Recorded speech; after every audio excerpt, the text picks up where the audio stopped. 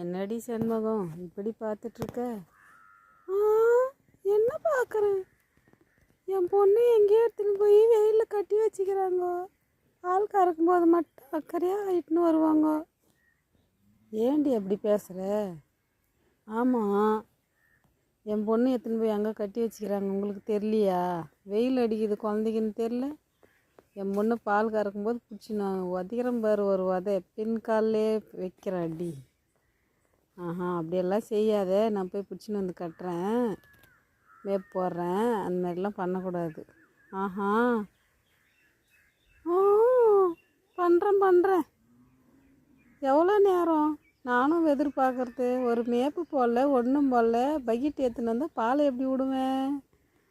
என் பொண்ணு வெயிலில் கட்டி வச்சுட்டு இப்படி பண்ணால் நான் எப்படி பால் கொடுக்குறது? சரி பிடிச்சின்னு வந்து கட்டுறேன் இரு.